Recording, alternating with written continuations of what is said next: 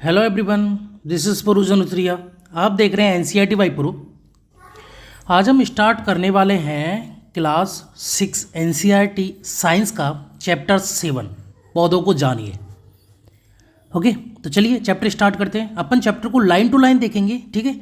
Important हो या नहीं हो, लेकिन अपन लाइन टू लाइन कंप्लीट करेंगे और जो चीज़ें इंपॉर्टेंट होंगी वो एकदम डिस्क्राइब से अपन समझेंगे, ठीक है, एकदम डीपली। ओके, बाहर निकलकर अपने चारों ओर के पौधों का प्रेक्षण कीजिए। क्या आप देखते हैं कि कुछ पौधे छोटे हैं और कुछ विशालकाय, जबकि कुछ धरती पर हरे धब्बों की तरह दिखाई देते हैं। कुछ पौधों की पत्तियां हरी होती हैं, जबकि कुछ की पत्तियां लालिमा युक्त होती हैं। कुछ पौधों के फूल बड़े एवं लाल होते हैं, कुछ के नीले, कुछ पौधों में पुष्प ही नहीं होते। आपने अपने घर के आसपास विद्यालय के रास्ते में बाग, बगीचे एवं विद्यालय प्रांगण में अनेक हरे पौधे देखे होंगे। आइए हम पौधों के विभिन्न भागों के विषय में जानें। इससे हमें विभिन्न प्रकार के पौधों के बीच अंतर समझने में सहायता मिलेगी। क्या आप चित्र 7.1 में पौधे के तने, शाखाओं, जड़, पत्तियां इत्यादि को नामांकित कर सकते हैं? इन भागों में रंग भरिए। ओके, तो अपन इसके बारे में डिस्क्राइब करेंगे, ठीक है। एक टिपिकल स्ट्रक्चर हो गई है पौधे के भागों को दर्शाती हुई। ये जो हो गई वो लीव्स हो गई, ठीक है। ये जो हो गई वो रूट हो गई, ठीक है। ये प्राइमरी रूट, सेकेंडरी रूट, ठीक है। आगे डिवाइडेड वो टर्सरी रूट, ठीक है। ये जो हो गया वो तना हो गया, ये पूरा लंबा, ठीक है, ये तना हो गया। और ये जो स्ट्रक्चर है, ये जो तने से जो ये निकल रही हैं शाखाएं बोलते हैं इन्हें, ठीक है। तने से जो प्रवर्ध निकल रहे हैं ये शाखाएं होती हैं, ठीक है। तो ये की टिपिकल इसकी डायग्राम की वो हो गई, नॉमेनक्लेचर हो गया, नामकरण हो गया इनका। आइए प्रकृति की सैर करें और पौधों से मित्रता करें, उनके विषय में अधिक जानकारी प्राप्त करें। नेक्स्ट 7.1 शाख, झाड़ी और वृक्ष। क्रियाकलाप दे रखा है इसमें। उन पौधों के तने एवं शाखाओं को ध्यानपूर्वक देखिए जो आपसे कम लंबे हैं, जिनकी लंबाई आपके बराबर है, और जो आपसे अधिक लंबे हैं। तो जो कम लंबे हैं वो शाख हो गए, जो बराबर हैं वो झाड़ियाँ हो गई, और जो आपसे अधिक लंबे हैं वो पेड़ हो गए।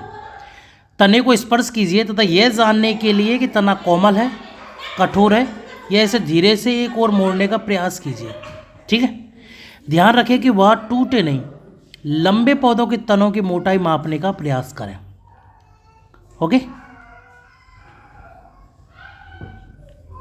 टमाटर का पौधा छोटा, आम का बहुत लंबा, नींबू का थोड़ा लंबा, ठीक है। तो ये तो हो गया शाख, ये पेड़ और ये झाड़ी, ठीक है, ठीक है। और शाख के अगर तने की बात की जाए तो हरा होता है तना और कोमल होता है। अगर वृक्ष के तने की बात की जाए तो मोटा होता है और कठोर होता है। लेकिन नींबू का तना ज़्यादा मोटा तो नहीं होता, लेकिन कठोर जरूर होता है, ठीक है। शाखाओं की बात करें तो नींबू की जो शाखाएं हैं वो आधार से निकलती है तने के से, आम की जो है तने के ऊपर से निकलती हैं, ठीक है। ये हो गया इनका शाख, वृक्ष और झाड़ी। नेक्स्ट देखते हैं। हमें यह भी जानना चाहिए कि शाखाएं भूमि के पास तने के आधार से तथा कुछ ऊंचाई के बाद निकलती हैं, ठीक है, बिल्कुल। अब हम प्रेक्षित सभी वृक्षों की सारणी 7.1 में वर्गीकृत करेंगे। कुछ उदाहरण दिखाएं। आप और अधिक पौधों के लिए 1, 2, 3 कॉलम को भर सकते हैं। इस अनुच्छेद के बाद के अंश को पढ़कर कॉलम 4 को भरें, ठीक है। सुझाव देखते हैं। पौधों को कम से कम क्षति पहुंचे, इसलिए आप 4-5 विद्यार्थियों के समूह में कार्य कर सकते हैं। कोमल तने वाले पौधों के अध्ययन के लिए खरपतवार का प्रयोग करें, ठीक है। वो वेस्टेज होता है तो खरपतवार का प्रयोग करें, किसी और किसी को नहीं उगाएं, जैसे कि बथुआ वगैरह या फिर बैंगन फैंगन या जो भी टमाटर वमाटर इनके वो निकाल लिए, नहीं।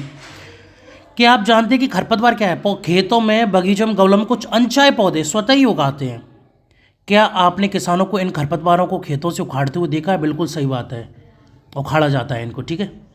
जिससे क्या है कि पोषण के लिए प्रतिस्पर्धा नहीं करें उस फसल के साथ, उस पर्टिकुलर प्लांट के साथ जो हमें चाहिए, ठीक है, उसे प्रॉपर न्यूट्रिएंट मिले, इसलिए इस खरपतवार को हटाया जाता है। इन लक्षणों के आधार पर हम अधिकांश पौधों को 3 संवर्गों में वर्गीकृत कर सकते हैं। ये हैं शाख, झाड़ी और वृक्ष। छोटा, मीडियम और बड़ा। हरे एवं कोमल तने वाले पौधे शाख कहलाते हैं, बिल्कुल सही बात है। हरे एवं तौले, टमाटर, बैंगन एक्सेट्रा जो छोटे होते हैं, ये सामान्यतः छोटे होते हैं और अक्सर इनमें कई शाखाएं नहीं होती, ठीक है। नेक्स्ट देखते हैं। ये जैसे कि दिखाई रखा है, शाक, झाड़ी और वृक्ष। ठीक है, शाक का क्या है, छोटा सा है, हरा, और ये लीव्स वगैरह निकल रही हैं यहीं से डायरेक्टली। झाड़ी, और इससे क्या है, शाखाएं निकलती हैं और पत्तियाँ। पेड़, बहुत मोटी पेड़ होती है इसकी, तना होता है, उसके बाद काफ़ी शाखाएं भी काफ़ी मोटी होती हैं इसकी। इवन झाड़ी से तो मोटी ही हो जाती हैं शाखाएं। ठीक है, ये रहता है। कुछ पौधों में शाखाएं तने के आधार के समीप से निकलती हैं। तना कठोर होता है परंतु अधिक मोटा नहीं होता है, इन्हें झाड़ी कहते हैं। ठीक है, झाड़ी में क्या होता है, तने के आधार से निकलती हैं शाखाएं। तना कठोर होता है, अधिक मोटा नहीं होता, और इनके तने के आधार के समीप से जो है शाखाएं निकलती हैं, इन्हें झाड़ी कहते हैं। कुछ पौधे बहुत ऊंचे होते हैं तथा इनके तने सुदृढ़ एवं गहरे होते हैं। इनमें शाखाएं भूमि से अधिक ऊंचाई पर तने के ऊपरी भाग से निकलती हैं, जिन्हें वृक्ष कहते हैं। उपयुक्त अभिलक्षणों के आधार पर क्या आप सूचीबद्ध पौधों को वर्गीकृत कर सारणी 7.1 में कॉलम 4 को भर सकते हैं?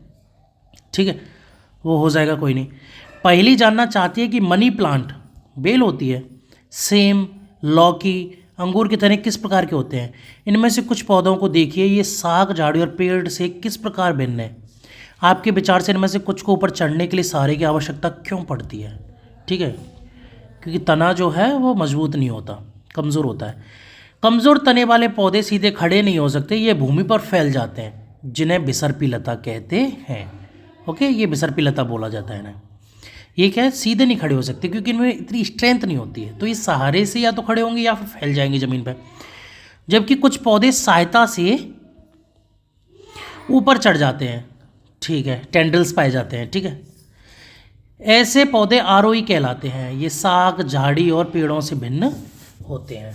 ठीक है, तो बिसर्पी लता जो फैल गया नीचे वो बिसर्पी लता हो गई, और जो ऊपर चढ़ जाते हैं वो आरोही। ठीक है, टेंडल्स होते हैं इनमें, छोटे छोटे, एक ऐसा समझ लो रबर टाइप की सी ऐसे स्ट्रक्चर्स निकलते, पतले पतले।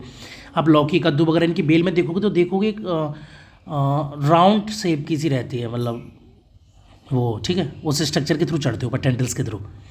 संभवतः आप अपने विद्यालय अथवा घर पर कुछ पौधों की देखभाल करते होंगे। अपने घर अथवा विद्यालय में पाए जाने वाले वृक्ष, झाड़ी तथा बिसर्पी लता के दो दो पौधों के नाम लिखिए।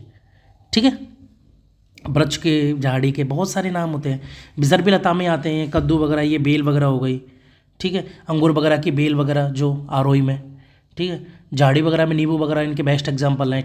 उसके ट्री की बात करें तो ट्री के लिए तो आम, बरगद, people etcetera, lot of trees. Okay, तना, अपने आसपास के पेड़ पौधों को देखें तथा उनके तने पर पाई जाने वाले विभिन्न संरचनाओं एवं भागों को देखें। ठीक है, अपने अवलोकन की तुलना अपने साथी द्वारा लिए गए अवलोकन से करें। आपने क्या देखा? तने में पत्तियां, शाखाएं, कली, फल, फूल सभी पाए जाते हैं। क्रियाकलाप, आवश्यक सामग्री: एक गिलास, जल, लाल स्याही, साकीय पौधा एवं एक ब्लेड। गिलास को 1/3 जल से भरें, जल में लाल स्याही की कुछ बूंद डालें, साग के तने को गिलास में रखें जैसे ही चित्र 7.6 में दर्शाया गया है। अगले दिन इन शाखाओं का अवलोकन करें। क्या इस शाखा के कुछ भाग लाल नजर आ रहे हैं? आपने देखा कि तने में रंग ऊपर चढ़ गया। अगर इसे लंबे समय तक रखा जाए तो रंग पत्तियों और सिराओं में भी आ जाता है। तो क्या आप बता सकते हैं कि यह लाल रंग यहाँ कैसे पहुँचा? इस क्रियाकलाप में हमने देखा कि जल तने में ऊपर की ओर चढ़ता है, अर्थात तना जल का संवहन करता है। ये इंपॉर्टेंट लाइन है कि वाटर का जो संवहन जो होता है वो किसके थ्रू होता है? वो तने के द्वारा होता है। लाल स्याही की भांति जल में विलीन खनिज जल के साथ तने में ऊपर पहुंच जाते हैं। ठीक है, मेनली क्या जाइलम होता है, अगर आप अगली कक्षा में पढ़ोगे, जाइलम जो होता है वो पानी का संवहन करता है, पानी को ऊपर पहुंचाने के लिए रिस्पॉन्सिबल होता है। ठीक है, आगे की चर्चा हम अगली वीडियो में करेंगे। Thank you.